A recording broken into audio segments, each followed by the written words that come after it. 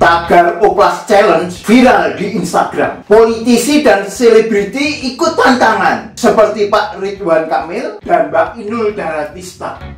Bagaimana jika Cleopatra, ratu cantik Mesir yang mati bunuh diri digigit ular, turut challenge operasi plastik atau oplas virtual ini?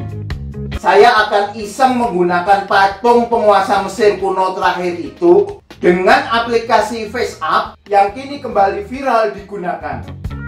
Selain memfaceapp Cleopatra, saya juga akan sedikit mengulas fenomena pengubahan wajah ini. Kebetulan saya pernah menulis buku estetika, judulnya Estetika Jalinan Subjek, Objek, dan Nilai, yang antara lain membahas tentang deformasi atau perubahan bentuk. Salah satu deformasi adalah idealisasi. Contoh yang saat itu saya gunakan adalah kamera 360 yang fungsinya sama seperti FaceApp untuk mempercantik diri. Jenis deformasi lain adalah destruksi, simplifikasi, stilisasi, distorsi, dan transformasi. Kuliah tentang ini pernah saya sampaikan di Fakultas Seni Rupa Institut Seni Indonesia Yogyakarta atau yang terkenal dengan sebutan ISI Yogyakarta, dan videonya dapat diikuti di sini. Sembari membuat oplas patung Cleopatra, sekalian saya coba bahas upaya mempercantik diri yang pernah terekam dalam sejarah peradaban. Upaya itu ditempuh mesti kadang menyakiti diri.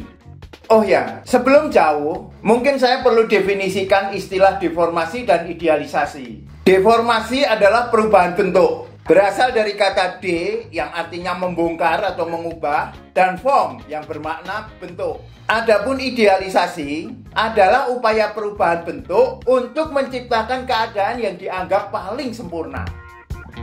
Fenomena seperti ini ada di mana-mana dan sudah sejak zaman lama banget. Socrates, filsuf Yunani kuno, memberikan saran kepada pelukis Parrhasius. Begini katanya, karena tidak mudah mencari model yang tanpa cacat, kamu mesti menggabungkan ciri-ciri kecantikan dari berbagai model untuk digabungkan dalam satu figur wanita yang menampilkan kecantikan sempurna pada lukisanmu. Demikian pula, pada abad ke-5 sebelum Masehi, pelukis Zeuxis menggunakan 5 gadis berbeda untuk melukiskan Dewi Helen.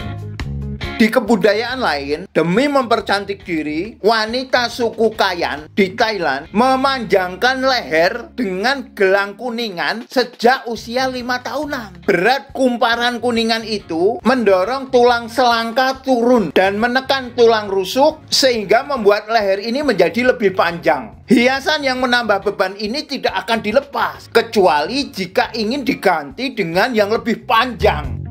Sementara itu, wanita suku Dayak Kalimantan memanjangkan telinga hingga menjuntai ke leher. Ini dilakukan dengan cara menindik telinga, lalu memasang banyak anting emas maupun jenis logam lainnya. Sehingga gravitasi bumi menarik perhiasan yang berkilo-kilogram itu. Semakin tua, semakin banyak anting. Semakin panjang telinga, semakin cantik. Dan semakin tinggi derajatnya. Di sisi lain, wanita suku Mursi di Ethiopia mempercantik diri dengan melebarkan bibir. Semakin lebar mulutnya, maka semakin cantiklah dia. Tradisi yang disebut labret atau bahasa Inggrisnya liplet dan bahasa Jawanya lambe ndomble ombo ini dimulai ketika gadis usia 13 hingga 16 tahun. Berbeda lagi dengan wanita suku Bagobo. Mereka memiliki gigi runcing agar terlihat tambah cantik. Praktek estetika wanita di suku Mindanao, Filipina ini tidak hanya mengerikan dan menyakitkan, tapi juga lama agar bisa tajam sempurna. Wanita bangsawan China tidak kalah tersiksa demi pujian kecantikan. Dulu marak, sekarang masih ada 1-2 yang berusia lanjut. Ketika putri bangsawan China masih belia, kakinya dioles dengan ramuan tumbuh-tumbuhan dan darah hewan agar lemas dan kuku kakinya dipotong sedalam mungkin. Lalu semua jari-jari kaki ditekuk ke arah telapak kaki hingga tulang-tulangnya patah. Gadis tersebut akan berjalan sangat perlahan dengan bertumpu pada tumit sehingga cara berjalannya akan berlenggak-lenggok. Nah, gaya berjalan inilah yang dianggap menggemaskan bagi para pria. Namun, cacat dan infeksi yang dialami kaki ini menimbulkan bau busuk sehingga wanita akan tetap mengenakan kaos kaki dan sepatu saat bercinta. Beda lagi dengan wanita Eropa zaman Victoria. Semakin kecil pinggang, semakin cantik di mata masyarakat. Para wanita memakai korset super ketat dan menggunakan ikatan khusus di bagian pinggang, sehingga pinggang mereka menjadi sangat kecil. Tentu saja ini mengganggu organ di dalam perut dan susah bernafas. Bagaimana dengan peradaban Islam? Wanita muslimah boleh berdandan, tidak dilarang mempercantik diri, tetapi khusus dipersembahkan untuk sang suami. Perhiasan yang dikenakan hanya boleh dilihat orang tertentu yang disebut mahram. Misalnya suami, ayah, mertua, anak laki-laki, saudara laki-laki, keponakan, atau muslimah lainnya. Bersolek untuk konsumsi publik tidak diperbolehkan. Aturannya ada di dalam fikih bab tabarruj. Salah satu landasannya ada di Al-Quran, surat An-Nur ayat ke-31. Selain itu, dalam Islam ada konsep yaumul hisab atau hari perhitungan amal di akhirat kelak yang berkaitan dengan amalan manusia di dunia ini. Ada dua kondisi di dalam kehidupan manusia, yaitu kondisi yang menguasai manusia dan kondisi yang dikuasai manusia. Kondisi yang menguasai manusia adalah keadaan yang secara alami ada pada dirinya atau given, dan ini tidak dihisab atau tidak dimintai pertanggungjawaban di akhirat kelak. Contoh, wanita yang terlahir dalam kondisi rambut keriting, wajahnya hitam, giginya tonggos, sehingga jelek bukan main, tidak akan menyebabkan dirinya dijebloskan ke dalam neraka. Juga tidak akan menyebabkan dirinya masuk surga, karena kondisi itu ada dalam wilayah yang menguasai manusia. Ketika dilahirkan ya sudah seperti itu. Sebaliknya, pada wilayah yang dikuasai, manusia akan dimintai pertanggungjawaban. Wanita yang memanfaatkan kecantikannya untuk berdakwah di kalangan muslimah misalnya, agar dakwahnya semakin menarik, insya Allah akan mendapatkan poin plus.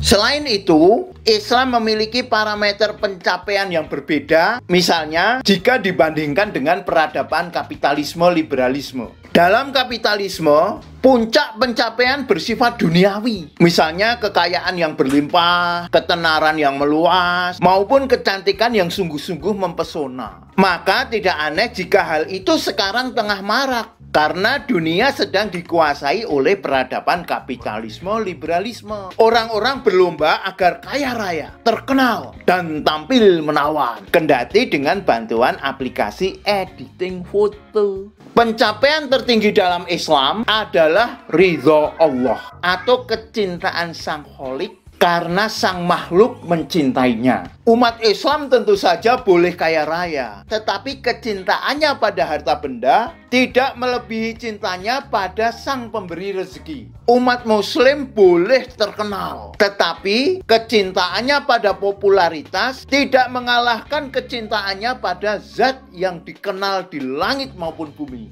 Muslimah juga boleh cantik menawan, tetapi kegandrungannya pada dunia kecantikan tidak menggeser kegandrungannya pada zat yang menciptakan kecantikan jagat raya. Oh ya ding, kita sedang oplas Cleopatra. Kecantikan Ratu Mesir ini telah menggoda para pemimpin Romawi kuno, sehingga terjadi persaingan di antara mereka. Julius Caesar yang sangat berkuasa di dunia takluk di bawah kecantikannya. Namun hubungan mereka berdua menjadi alasan lawan politik Julius untuk menjatuhkan, menikam hingga tewas. Setelah kematian Julius Caesar, Cleopatra menjadi rebutan para tokoh Romawi. Ia memilih Mark Antony, tangan kanan Julius dan salah satu kandidat kaisar terkuat. Namun lawan Antony tidak terima. Perang saudara pun bergolak. Sang Ratu Mesir yang memiliki nama lengkap Cleopatra 7 Pilopator ini mengakhiri hidupnya dengan cara bunuh diri. Konon dengan mematukkan ular kobra berbisa pada tubuhnya. Di tangan si cantik Cleopatra inilah sejarah Mesir kuno yang sudah berjalan ribuan tahun berakhir. Nah, bagaimana menurut rekan-rekan hasil oplas Cleopatra dengan aplikasi FaceApp ini? Apakah makin cantik atau justru ambiar? Monggo silahkan berkomentar.